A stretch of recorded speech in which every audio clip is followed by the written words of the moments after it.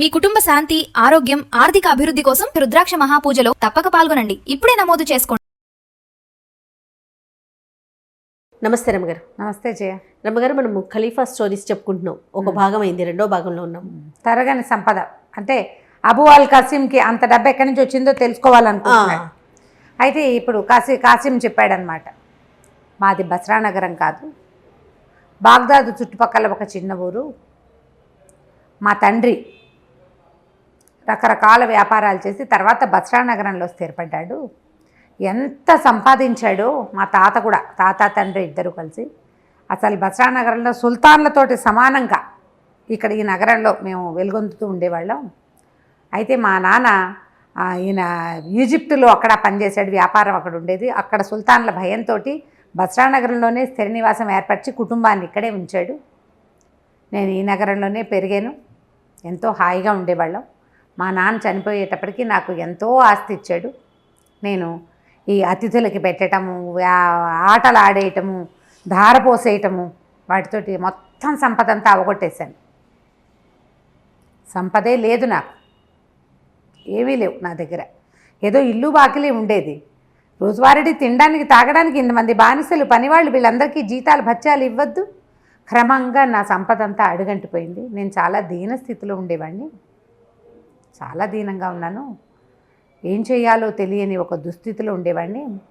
ఒకనాడు రాజభవనం పక్క నుంచి నేను వెళ్తూ ఉంటే ఆ తెరల మాటున ఒక అమ్మాయి అందమైన మొహం కనపడింది నాకు. చాలా అందంగా ఉంది. అప్పటికి ఇంత పెద్దవాడిని కాదు, 18 ఏళ్ళు అలా ఉంటాయి నాకు, 19, 20 ఏళ్ళు కూడా లేవు. అయితే ఆ మొహం మళ్ళీ కనపడుతుందేమోనని నేను మళ్ళీ ఆ వైపు తిరిగాను. తీరా నాకు ఆ ముఖం కనపడింది. ఈ బస్రా సుల్తాన్కి ఎంతోమంది భార్యలు ఉన్నారు. ఆ భార్యల్లో ఒకతని నేను చూశాను. ఓహో. అయితే ఇంకా నాకు సంపద లేకపోయినా ఏదో తినడానికి ఉంది. నేను అక్కడక్కడే తిరుగుతూ ఆమెను ఆకర్షించడానికి ప్రయత్నం చేశాను, నా చిన్నతనంతో అనండి ఏదైనా కానీ. అయితే ఆమె ఏం చేసింది, కింద తోటలో తిరగడానికి వచ్చింది. నేను వెళ్ళి ఆమెను పలకరించాను. ఎవరికైనా తెలిస్తే కొంప మునిగిపోతుంది, నాకు నువ్వు నచ్చావు. కానీ బస్రా ఈ సుల్తాన్ భార్యలంటే సుల్తాన్ తోటి సంబంధ బాంధవ్యాలు ఉండవు, పాడుండవు. ఎవరికి వాళ్ళకి ఏవో ఒక మందిరం ఏర్పరుస్తారు, ఆ మందిరాల్లో పడుంటారు. వస్తే సుల్తాన్ ఒకసారి వస్తాడు ఎప్పుడో. సుల్తాన్ భార్య అని ముద్ర ఉంటుంది. ఇతరులు ఎవ్వరూ దాని వైపు చూడకూడదు. ఇంకా జనానాలోకి ప్రవేశపెట్టబడతారు. వాళ్ళు లోకల్ స్నేహాలు ఏమైనా చేసేస్తూ ఉంటారు. బయటపడితే ప్రాణాపాయం, పట్టుపడకుండా ఉంటే ఏదో వేషం వేస్తూ ఉంటారు. ఈ పిల్ల చాలా చిన్నది.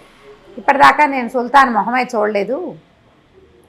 నేను అందగత్తనని ఉంచుకునే వాళ్ళుట ఆ కథల్లో అలా కనపడలేండి. మనకు మాత్రం ఏం తెలుసు, మనం చూసాము. మన దేశంలో జరిగే వ్యవహారం కాదు కదా, అందుచేత మనకు తెలియదు.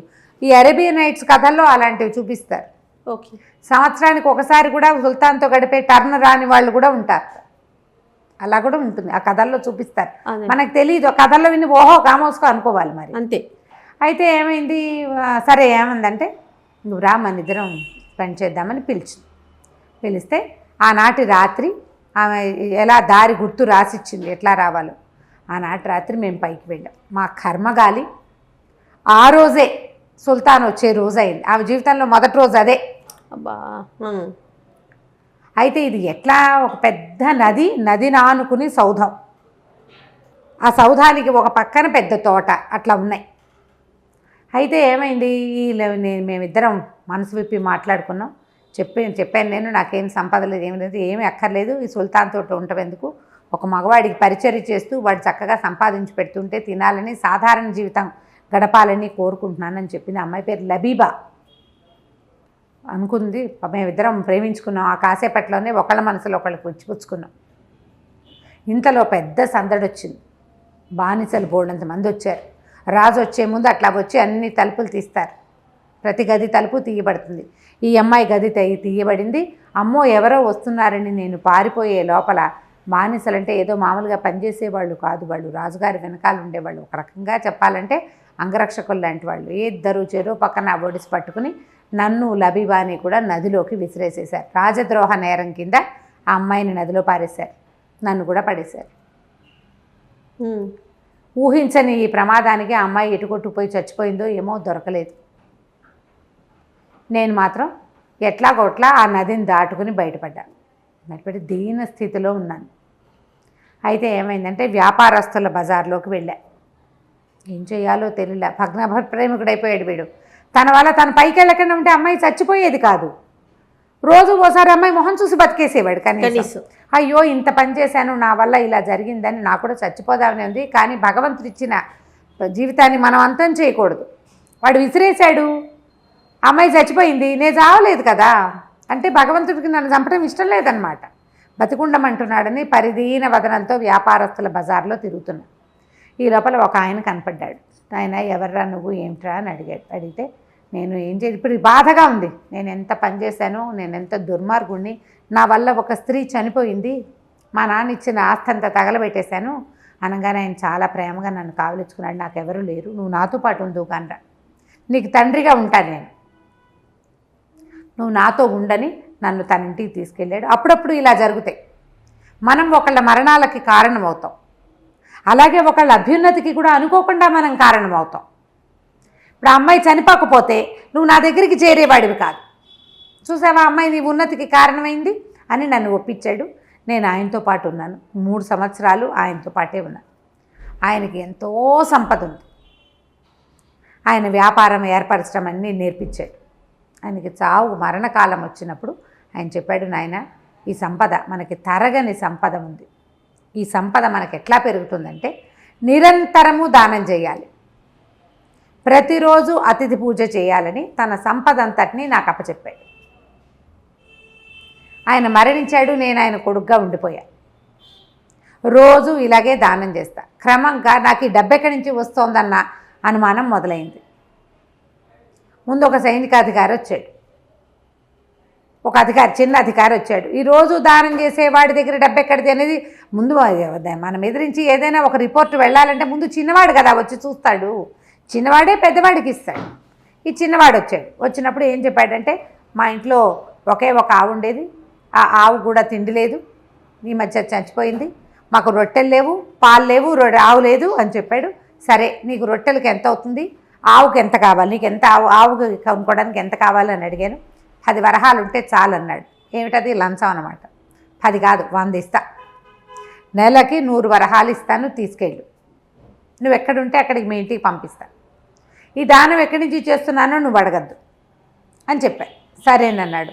అప్పటి నుంచి ఇప్పటిదాకా వాళ్ళ ఇంటికి ప్రతి నెల 100 వరహాలు వెళ్ళిపోతాయి, వాడి పని అయిపోతుంది.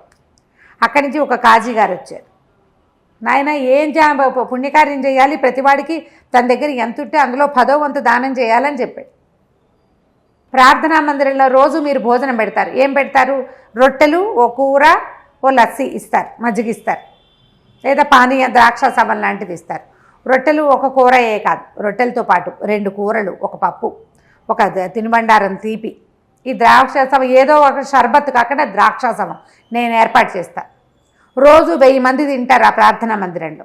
మధ్యాహ్నం భోజనం పెట్టేస్తారు.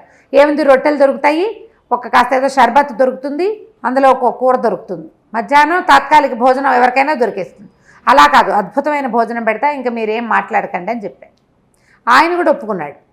రోజు ప్రార్థనా మందిరాలకి భోజనం మన ఇంటి దగ్గర నుంచే వెళ్తుంది. అయిందా? అక్కడి నుంచి ఒక పెద్ద అధికారి వచ్చాడు, పైవాడు. ఈ నగరంలో ఇంతంత దానాలు చేసేవాడు ఈ పరిస్థితిలో ఉన్నాడు అని సుల్తానికి చెప్పాలా వద్దా? చెప్పక్కర్లేదు. నా దగ్గరికి ఎక్కడి నుంచి డబ్బు వస్తుందో, నేను ఏం వ్యాపారం చేస్తానో మీకు లెక్కలక్కర్లా, మీకు ఏ లెక్క కావాలో అడగండి అని చెప్పాను. అతను నెలకి 1000 వరహాలు కావాలన్నాడు.